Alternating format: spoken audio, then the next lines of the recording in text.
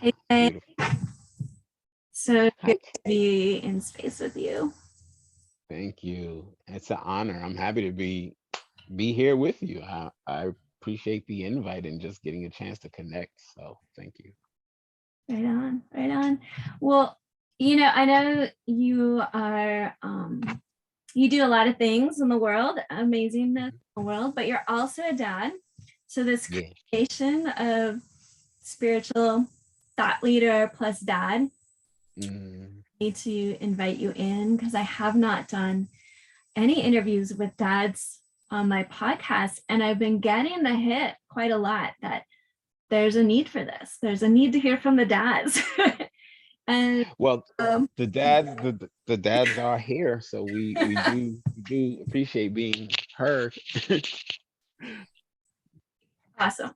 And so this also at this time, I think it's especially challenging. So I feel like that need is rising up even more. Just in the last month since we scheduled this time, I've heard from people dads just like out of the blue, like, man, it'd be great to hear from some experienced dad. It'd be great dads. It'd be great to just connect with other dads. So Yeah. thank you for being open to share your experience in that realm too. Yeah, absolutely. I'm really excited for the opportunity to do that because I don't I've created something in the parenting and fatherhood realm with Culture of Dad, which is a brand that I started, just kind of a place for um, men stepping into the role of fathers to express themselves and to connect.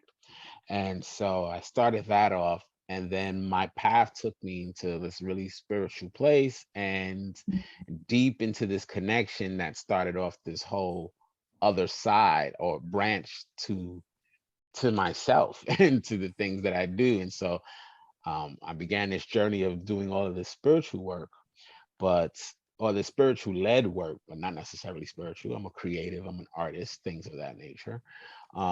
But at the same time, I do have a passion for fatherhood, and yeah, I'm a dad, and I'm trying to represent for a new narrative in fatherhood for what maybe 10 years ago was called the modern dad, but now, the Mm, terminology is evolving, but just this new era of men who are stepping into the roles of father as we are hopefully with leaders and other roles, labels that are placed on us, but just in a more mindful, compassionate, wholesome, holistic kind of way.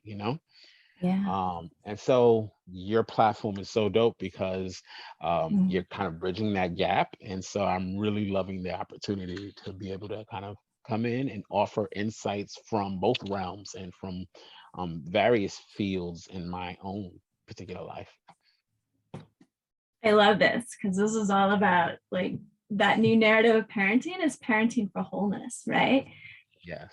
In my experience is like seeing our child is so much more than meets the eye, and let's parent for that, let's support that. And so to do that from to change the narrative of the mother archetype and the father archetype is a piece of that. It's a big piece of that. So Oh, yeah, I'd absolutely. love to hear I'd love to hear more about that idea of like shifting the narrative from where has it been? What was it like? What was it like for you as a child? What was your experience Sure. Well, with your father? um, I know from my experience as a child, if I was to tell you now, with regards to my father, I have a great father and we have a wonderful relationship. He's older, he's elderly, he's been diagnosed with dementia. And so I'm really stepping into this Mm, role of his caretaker. And it's been really difficult, but it's an interesting relationship because I see it reflects back into my relationship with my son. And so mm, with that, when I think back to my own childhood, a lot of it is me trying to be what I felt I didn't have. But then as I go through the process and with hindsight and with more mature eyes and understanding, compassionate for my father's perspective and other parents, right? I recognize the valuable things that I still do want to give to my child, right? Where, for a long time, it was just like, when I become a father, I'm gonna do everything different. They jack me up, it was all their fault. Right. And and now I have to say, as a parent, I can see all of those weird, muddy areas that you don't see as a child, but as a parent, it's kind of like upon you to still instill. Sometimes you may have to find yourself disciplining your child, right? And Mm, you may not discipline as harshly, or you may not discipline in the way that you would discipline. But what I found was that initially my whole experience was, I'm going to do everything so different. So I completely went at it. I'm not going to discipline my child. I'm not mm, going to scold or lecture or anything. But then when I found, as my child started growing and I wasn't disciplining him, is that he needed some discipline. He needed some mm, guidance, right? mm, But still being mindful, I'm able to bring in some compassion. I'm able to notice when I've been a little too harsh on him and now he's feeling broken down or dejected. And I'm able to do something my father wasn't able to, mm, which was to mm. come back to apologize or to further explain in a way that I could understand, to make me, help me connect with whatever his intention or point was. And like, with that comes that balance. And with that comes that new narrative. And with that comes what we say a lot in the spiritual energy, in the spiritual industries, right? In the spiritual communities, and just generally speaking, we talk so much about changing our ancestral karma, and we change, breaking these um ancestral cords, these negative ancestral cords, and whatnot, various terminology, but I'm sure you Mm. know what I'm talking about. But Yeah. this is how we do that in practice, in everyday life. A lot of times we'll hear these stories about, or you might go and get a reading, or you might work with somebody and they're like, you know, we need to do some work to um, break this ancestral chain that is holding you down or whatever. And that you might walk away from that like, okay, but I don't know how to practicalize that. I don't really understand how to connect that to my real life. Okay, you Mm, help me see there might be something there, right? But it's the small things, the small everyday real world choices that we make mm. when we're choosing to do something other, or to do something, adjusting the way we might have experienced it. We're shifting for future generations what we experience from past generations. And Yeah. so that's where that new narrative comes from. Hmm. Mm. Yeah. Wow. I'm just feeling a lot of flush of energy, of the power of just speaking to the practicality of like, what is it to be in this nitty gritty transition between those old ways and what's emerging as these new ways, right? And recognizing, well, I love that recognition of your first initial impulse was to swing the pendulum all the way over the other way, right? Right. Which is like that permissive parenting style, which also doesn't serve our kids. I think a lot of us have played with that too and been like, oh no, that's not working. Right.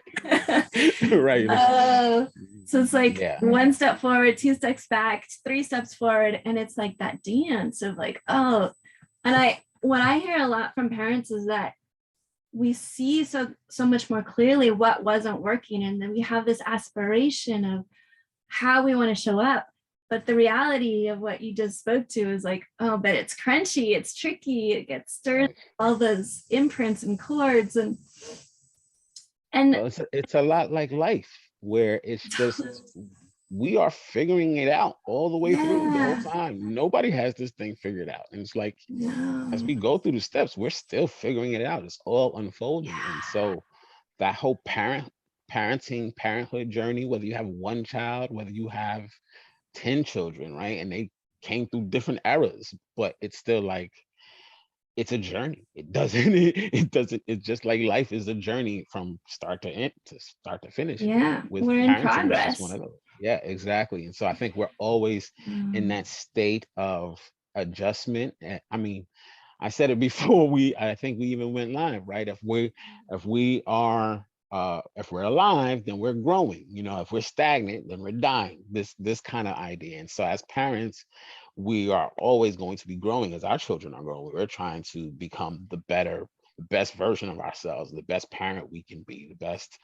We're just trying to be better, right? And Yeah. as that happens, we're gonna naturally learn, we're gonna naturally adjust, and that means we're gonna make mistakes. We're gonna find ourselves in places where we can realize a couple moments ago what I did was wrong, but now I'm in a new space. And how do we meet ourselves then, right? Can we meet ourselves with some Mhm. compassion and adjust and say, this is what I have to Mhm. do? Or do we beat ourselves down and let that be reflected in our relationship with our kid or something? And Yeah. so that's another Yeah. side that I also like to offer, especially to men out there, is this idea of being compassionate with ourselves as we're trying to be better fathers than maybe we have had experience, right?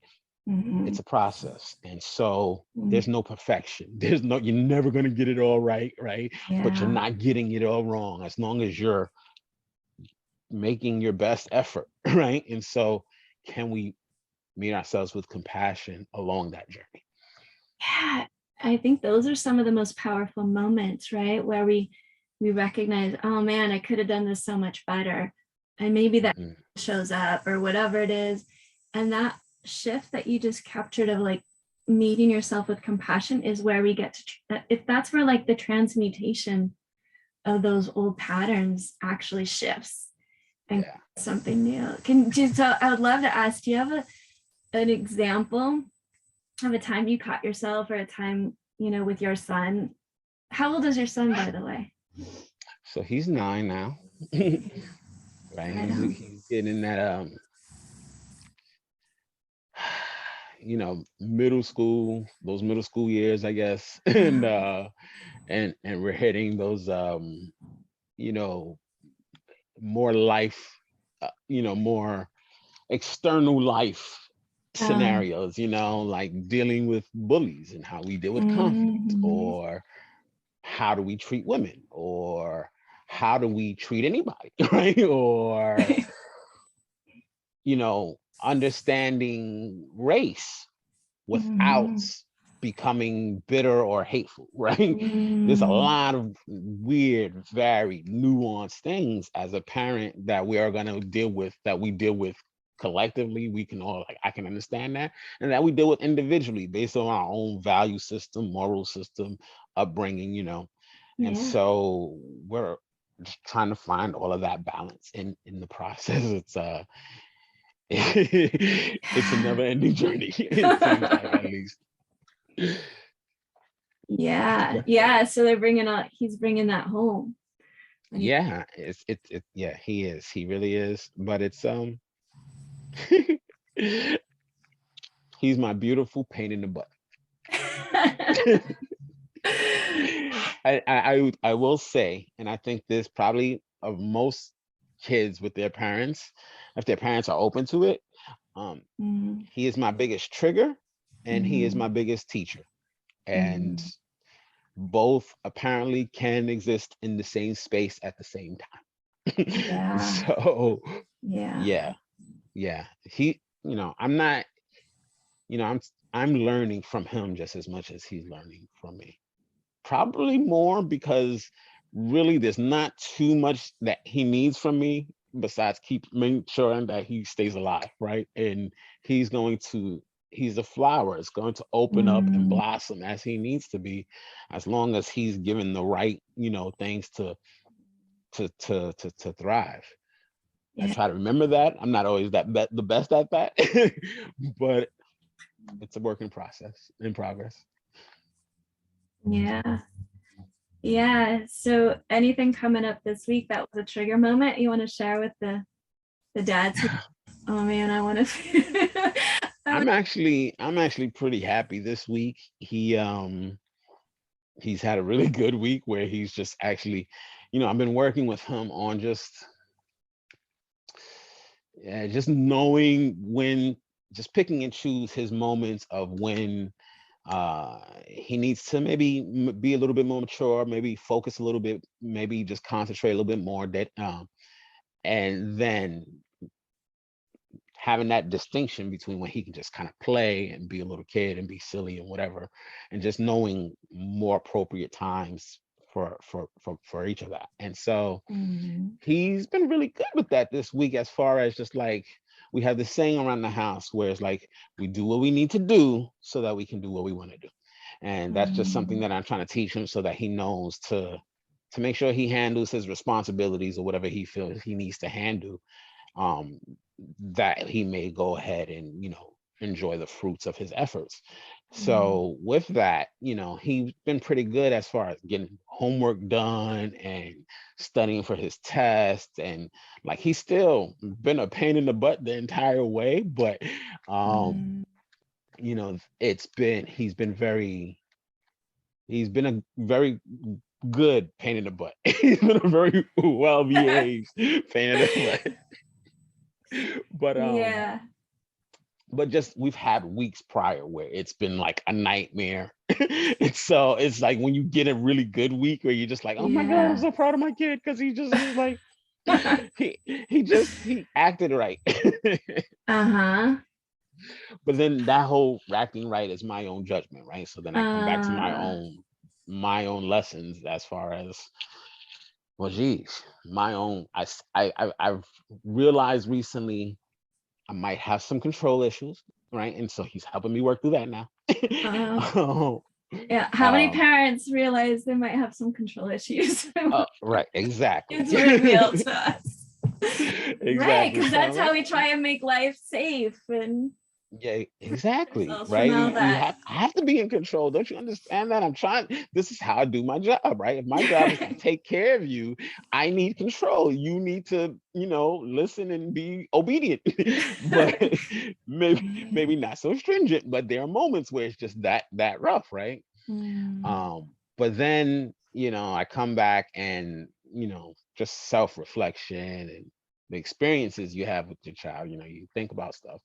And it's like, wow, well, maybe that is just being a little controlling. Maybe I don't really need to like tell him exactly how he has to put his hat in the scarf on. Like, if he wants to let his hat just wop around on the top of his head, like, I don't have to say, look, your hat has to go down there all the way, like, whatever. Just let him rock his hat however he wants to. hmm. Um, that's like a real minute thing, but it's Yeah. just an example of where I Yeah. caught myself being like, dude, you're being really controlling. What if somebody was on your ass, just like, dude, put your hat on this way, put your scarf on this way, do this.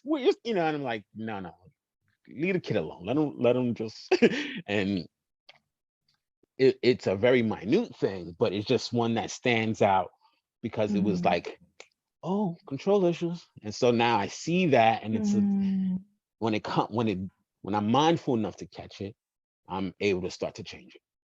yeah. Yeah. Some of what you're bringing up is reminding me of like this unique time where we're shifting. I think of it like we're shifting from those power over dynamics, right? Which is very control based Mhm. to a power with dynamic where we're recognizing the power, that the awesome, like aligned power of every individual, and creating space for each one of us to be in our power.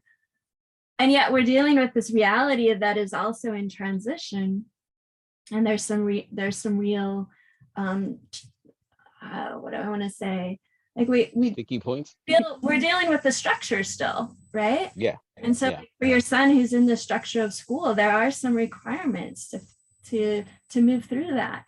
So how to support moving through this transition when there's still structures out there that if we want to be fully sovereign and free and empowered within this shifting reality, there's some there's some guidance needed and some orientation and yeah, yeah.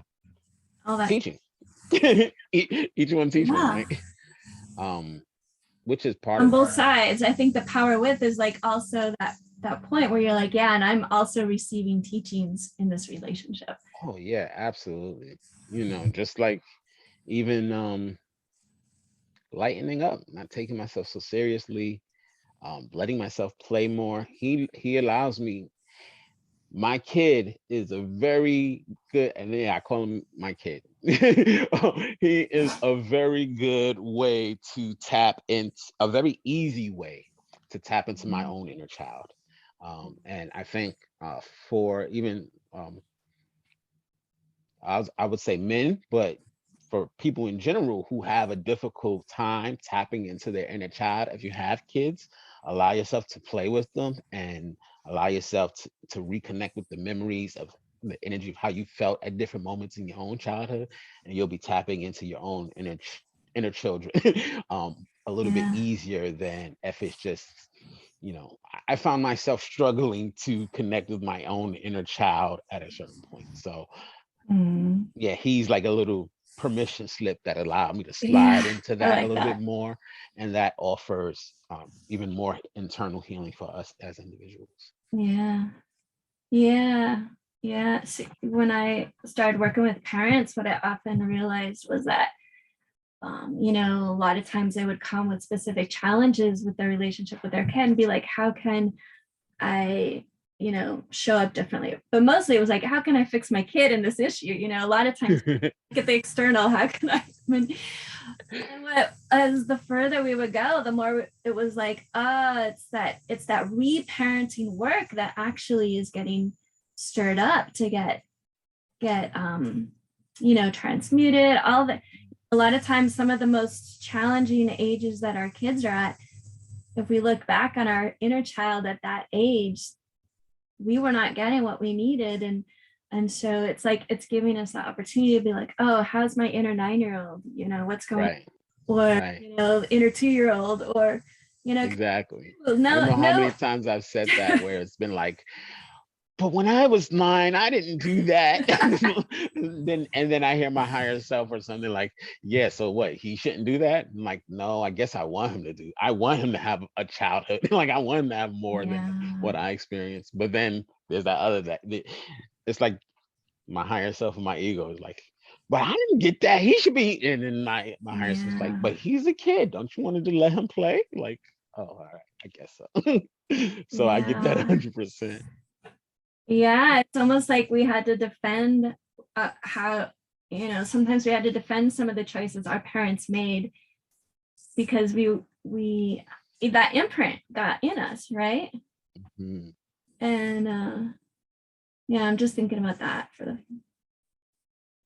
yeah, that's part of that imprint of like, well, it's almost the default, right? Because we Yeah, absorbed it without conscious choice as kids.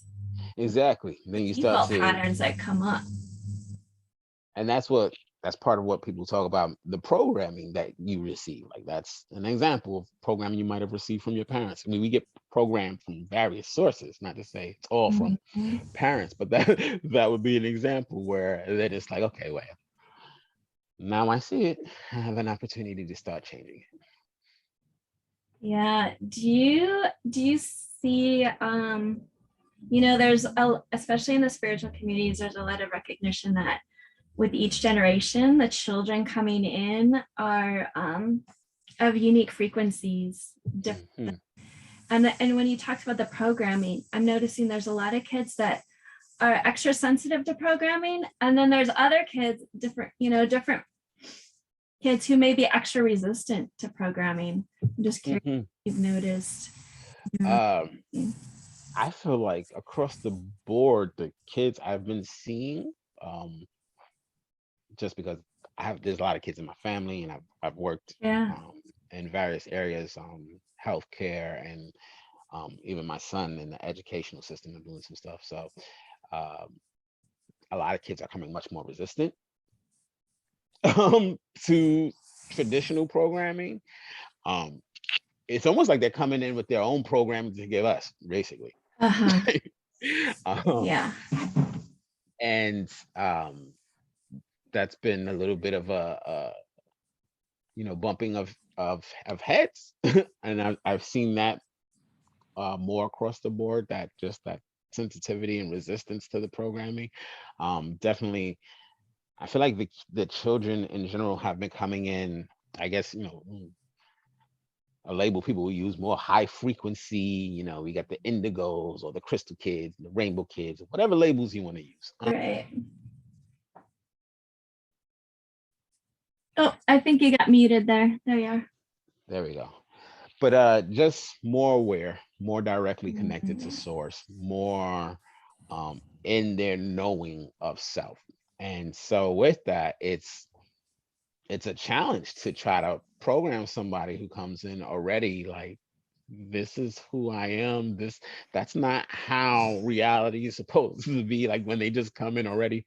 And I think it's also causing or it's adding to the phenomena of just this whole special needs crisis, which is not in media considered a crisis, but I see it as a crisis. It's not a crisis per se to say something there's anything wrong with the children. What's wrong with it's our collective perception of our children, because they're coming in so unique and so different and so insistent on whom they are and how they want to be. We slap them with labels for not being traditional. We slap them with labels for being not normal, for being not what we consider, et cetera, et cetera, et cetera. And so we have this whole, you know, I remember when being really young and there was not much talk about anything. And then at some point, maybe in the late 90s, people or everybody started talking about, I got ADD, I got ADHD. And then that grew into maybe like early 2000s. Everybody's talking more about autism and the spectrum, and then it just seems to be expanding. And what seems to be happening is that more kids are just coming in, more aware, more more connected, and different, you know, and we tend to label different as special needs, as this and that, and instead of adjusting ourselves and seeing how we can work with them and how we can maybe accentuate their strengths, you know, work with how they are working, we just, you know, try to either isolate them or shut them off or whatever. So to me, it's kind of a crisis just because I see it continually grow. Like I'm sure, you know, after you know, autism, we talking more people are talking about bipolar. Now everybody's talking about mental, you know, it's a big buzzword right now. I can't think of what the term is, but everybody's concerned about their mental health, right? But you know, 30 years ago, nobody was saying anything about that. So I just see it progressing slowly, like every 5 to 10 years, there's some new thing. And a lot of it gets targeted towards the kids or ushered towards the children because they're the ones coming in, they're the ones who's getting the new diagnoses, and they're the ones who are coming in more different because they're more connected. And I think you're highlighting like when we're dealing with old structures and new energies and frequencies, it's the nature of that structure to be like, okay, how can we fix these kids, right? How can we resource them to be able to fit within our structure? Yeah. And as opposed to, wait a second, maybe the structure isn't a match for today's kids. Right. The one size fits all approach. Not seeing that a lot, right? In the old paradigm, that's like a big control message of like, okay, here's the path. Here's your path to success and happiness. This is the one path. With everything. Here's your path to spirit and God. It's the one path. Here's your path to medicine and wellness. It's the one path. Like with everything. It's like that one size fits all thing. It's not, we've ballooned too much as a population. We've grown with various cultures, with various viewpoints and narratives. And yeah, that one size fits all thing is just it's lost its reins. You know, that is one and it's destabilizing. Old paradigm that's gone. Yeah, it's going. I think about it like an ecosystem, right? The healthiest ecosystem is the most diverse, the most imbalance is when there's just space for the diversity of species of everything and everybody, and everybody has access to their nutrients, and everyone is unique, you know? Right. That we're in a cohesive relationship and interconnection. and as opposed to this monocrop, right? Which is what the structures are trying to. Exactly, right? Yeah. Yeah, exactly. But I think that's, while I see that as like, I won't say I see it as a problem, but I see it as a bit of a pain, a growing pain. Put it that way. I see it as a Mhm. growing pain. And while I do see it get directed a lot towards the younger generations, it also seems very apparent that they're going to be the ones to completely throw it over or overthrow it or whatever. You know what I'm trying to say? Like, all Yeah, right, we're totally. done They're with gonna that. bust it up. Yep. I think Yeah. back, I think to like, I think about like this generation and what they've been through with regards to the virus that's going around. And, the whole, you're in school, you're out of school, you're out of school for a good year, maybe a year and a half, maybe 2 years, depending on whatever you're participating in. Um, you got friends, you don't got friends. My Mhm. my son, he was going through a real socialization period. So it was a real, I've always been on top of him cognitively as far as learning his letters, Mhm. learning to read, right? We worked together since he was Mhm. young. So I've never worried about that. But his social skills, he's an only child, he's had home a lot, so Yeah. it's the going out that he's going to be able to interact and make more friends. And he's been good. He's always been good at that, but it's valuable. And so to miss 2 years of that from second grade to fourth is Yeah. like, and so I'm like, these kids, they're gonna have some stories when they get older, right? These are the kids that like, I look back to like the medieval times, like the kids who lived through the plague and shit. Like, what stories will these kids be telling? Like, Mhm. will it be stories of like, oh yeah, I lived through that shit. It was no big deal. I don't know why the old people were bugging out. Or will it be like, oh my God, I lived through, like the Black Plague and everybody was sick, and like, what kind of stories will these kids be telling? But Yeah. it is definitely they're going to be the ones to kind of shift all of this completely. Like, we're starting to do the work of like uprooting. And if Mhm. we do a decent job with that, those of Mhm. us who are connecting, shining our light, like actually trying to help awaken others, those who are, just doing their own share of work, however they feel they need to do it. If we do our jobs properly and we continue to uproot what we see is already needing to go, they're going to be the ones to just kind of come in and completely clean out the gutters. Yeah.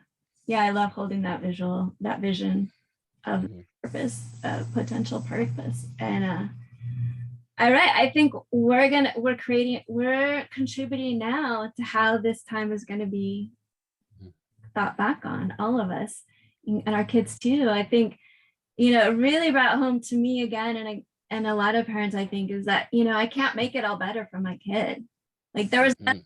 there was nothing that was going to mitigate the big scope of reality the past couple of years where I was going to make it awesome for my kid. And Right. that's like this big hook we have as parents, is like, "Oh, I just want to make the world better." I think Oh a lot yeah. of us, when we have that, we're holding those newborns, we're like, shit, we got stuff to clean up here because this kid's going to grow up into this world. Right. Yeah, and then when you hit that point Right. where you just realize, oh shoot, I can't shield them anymore. As soon as they Oh, start going maybe. outside, it's like, oh Right. man. They start coming home saying stuff like, where did you hear that? Where did you what? Are you singing Cardi B? No, no, no, no, stop. I know.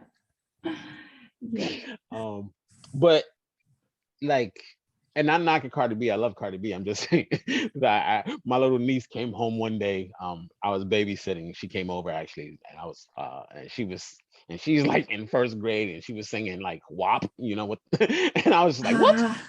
Oh no, no, no, no. This is not gonna work. Um, um, yeah, the but world is out there. The consciousness is out the world is there. out Like, there. parents who take their kids off the grid and live in nature, they're still absorbing all this. Oh, absolutely, That's absolutely. just the illusion of control for parents. Yeah. But we didn't absorb anything like a global pandemic where Yeah. everybody, the world shut down, everybody started wearing masks on their face, and like that's kind of crazy when you think like this is a real like sci-fi movie kind of situation. And Totally. So many waves of levels of fear and concern and mhm. So I wonder about the kids' interpretations of all of this. Um, because yeah, they got a view that I can't imagine. I see it from where we are as adults and all of the politicizing of the issues and whether you agree this way or that way. I see all mm-hmm, of that, mm-hmm, but I see it from the adult perspective. But I remember being a kid and mm, seeing things happen in the world and not caring because it didn't really affect me. This affects them. So yeah. what kind of stories will they have is the Mm, question that keeps coming up to me where I'm just like, I will be watching. But prayers is all good stuff. I mean, prayers, mm-hmm. all lessons learned, it's all growth. I mean, more, it's just natural evolution of life. It's just part of Yeah. that thing where almost as a parent, like you realize you can't shelter and protect them from the world, but then at the same time, you kind of sit back and watch in awe and feel some pride as you see them kind of come into themselves. And so, yeah, Right. it's I know. that dual thing. I think like a big part of the job description of this new narrative of parenting is that skill to hold space for them to grow into that, right? Grow into their empowered Yeah.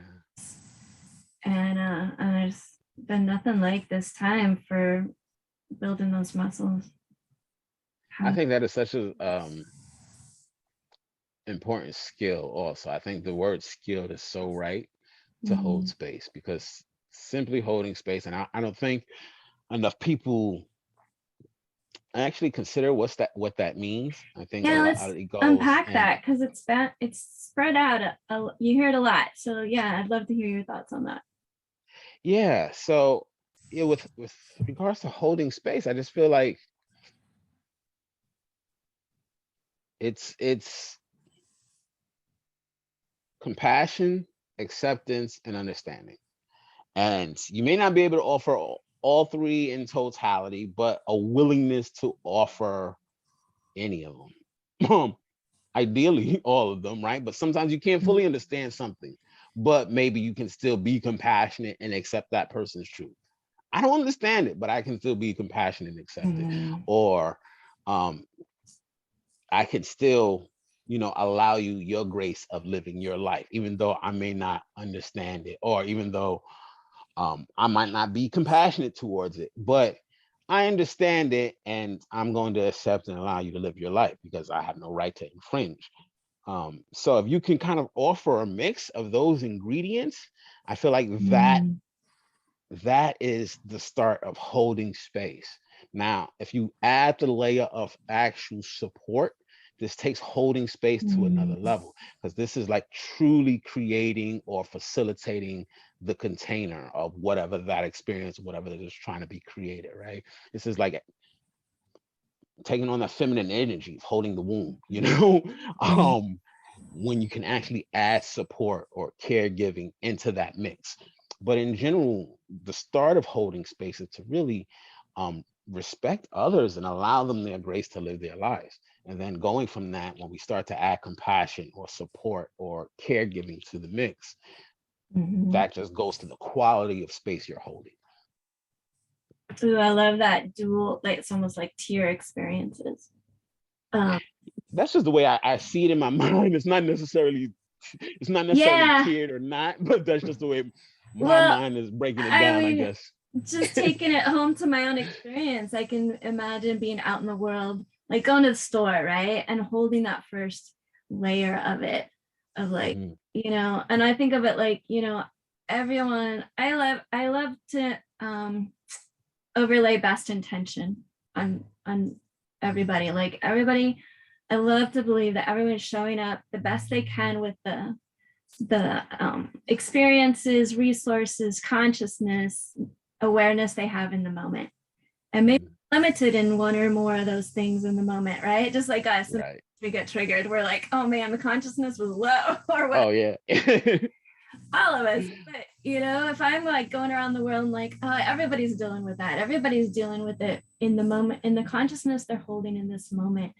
And there's that, and also that compassion shows up then, right? Because we all know those experiences. And then there's that moment of the, and I want to hold this perception that that consciousness can shift anytime, Mm. for them, and it's Right. their choice. And no, I don't want to hold anybody in victimhood here, right? Like I want to visualize that potential Yes. empowerment and that shift Yes. their own experience for everyone. And somebody, I'm in relationship with, like my kid, I am going to be offering that container Right. to the best of my ability in the moment, right? But I'm going to seek to be at the best of my ability moment to moment so that I can drop, I'm, parenting, holding containers. Sometimes it's like, oh, he needs a container now. I have to do. So it's always like, and what's my capacity in this moment? So good. Or, oh yeah, I'm here for it. Drop everything, go for that. Sure. It's like that dance, Yeah. It's like, okay, let's buy some time so I can go self-care to have the container ready for the next time that tantrum hits or that rough hits. And exactly. Well, yeah, this is where I feel mindfulness is so important, right? And I feel a lot of what I talk about, whether I'm teaching, whether I'm like healing, doing readings, anything like that, mindfulness is such an important hook in what I do, because mindfulness is, to me, all about the practice of our spirituality, of our efforts towards being our best self. It's with the mindfulness that we can carry that through, because like you said, it's a moment to moment effort where, and I understand how that sounds scary or daunting to some people. And I'm actually going to do a video on this soon. I was writing notes on this just yesterday. The fact that it sounds like, oh, a moment to moment effort to try to be your best self. If you carry that through like life, yeah, that sounds like a lot of work. It's like, who wants to do all of that? But it doesn't have to be so hard. It is not so daunting, but it can be a little bit of a practice, a little bit of an effort. And what is wrong with applying a little bit of an effort to be your best self, if you can remember to be your best self? I have moments where I'm not my best self by far, but I might be reaching the best I can reach at that moment, and that's fine too, right? Like that's human. There are moments where I get triggered and I'm like, "Arr!" and I want to hit something. Best I can do is go and sit on the cushion and just leave me alone. Don't talk to me. I might be short. I might be, but I'm not gonna hit you.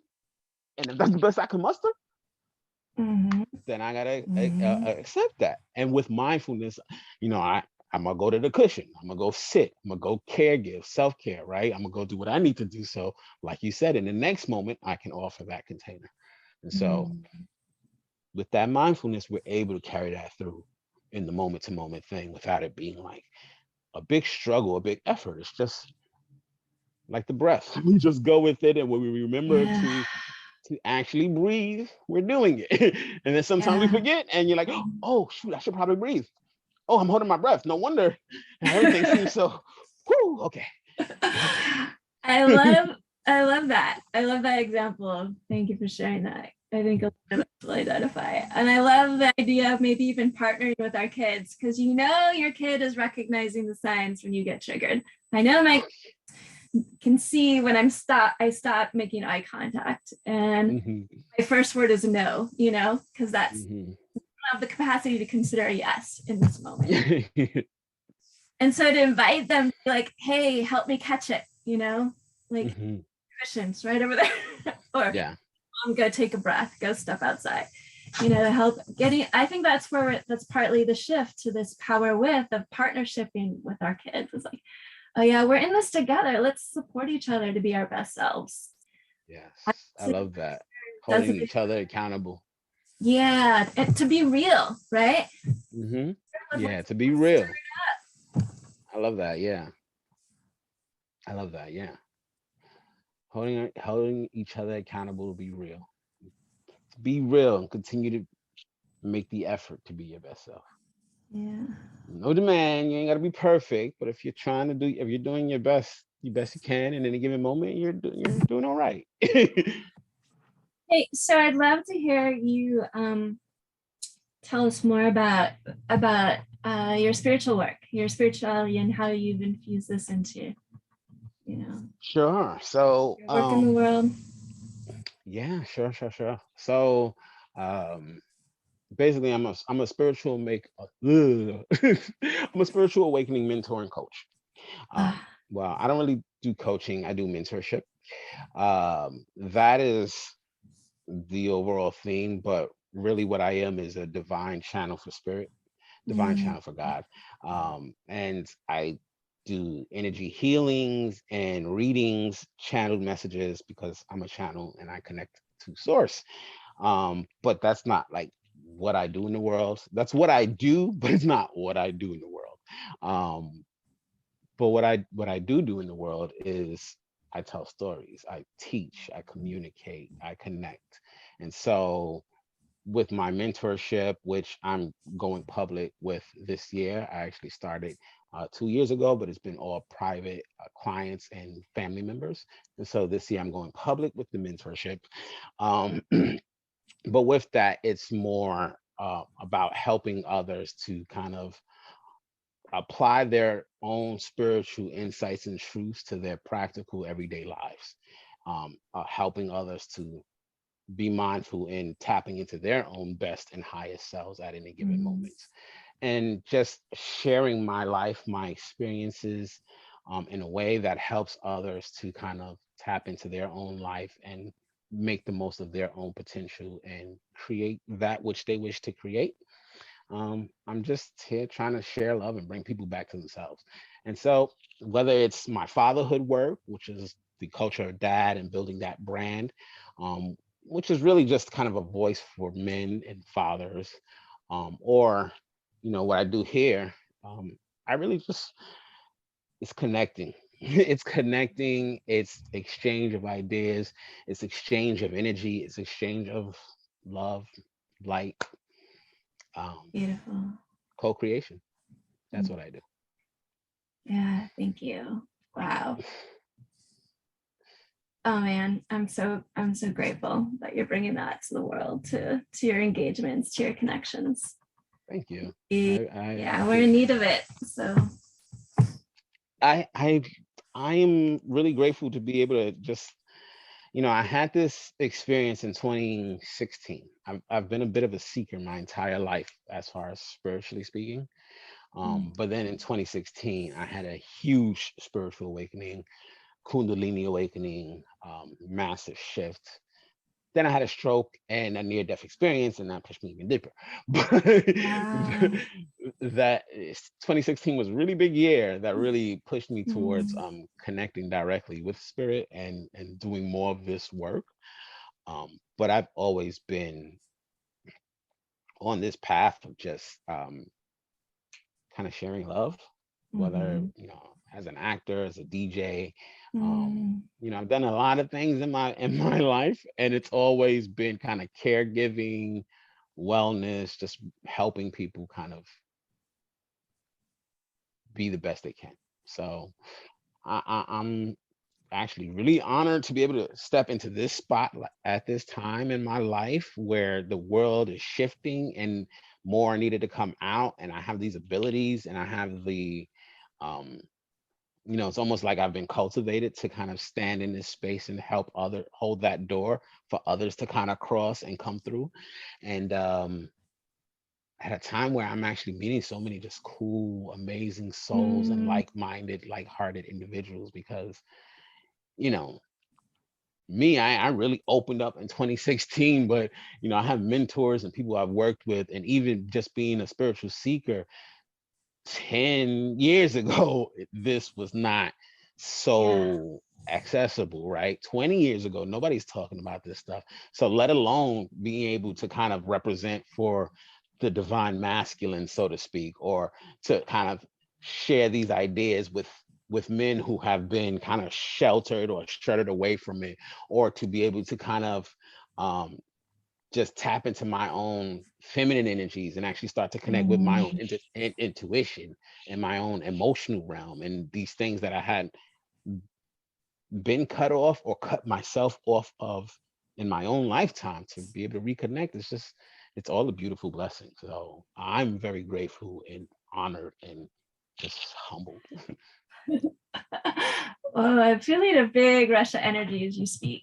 Because when you spoke of the and I'm just feeling so much gratitude for the divine masculine showing up in your expression and other men's expressions, specifically men. I want to speak to, because that's been such, I mean, there's been distortion of the feminine and the masculine a lot in that old paradigm. I want to just, if there's any something remaining thing to share right now, just speaking to the masculine and to the fathers that you know allowed through as we come to a close.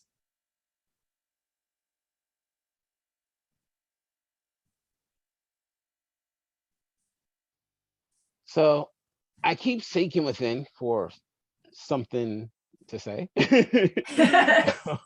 um, and I keep hearing spirit say this one thing over and over. So I'm just gonna do not be afraid to let yourselves feel. Do not be afraid to let yourselves love. Do not fear letting yourselves be loved, for you are love. That is the only thing that I got. And so that's to the men, but that is to everybody. Yeah, 100%. Beautiful. Well, now spirits, so you can thank them. Thanks for allowing that moving through. Mm. Yeah. No, that felt good. I feel complete in that message. So yeah. Okay. Right on. Thank you, Zay'P, for showing up with me. Karen, thank you for having me here. This was such a great conversation. I might ask you to come on my platform next time if you'd be willing and join I me love for it. some more deep dives on my YouTube page or something. Yeah, I would love that. Absolutely. Let's keep in touch. We'll do more. More I good. would love that. Thank you so much, Karen. This is You're amazing. welcome. I'm gonna. To everybody, peace and blessings. Yeah, much love, y'all. Love.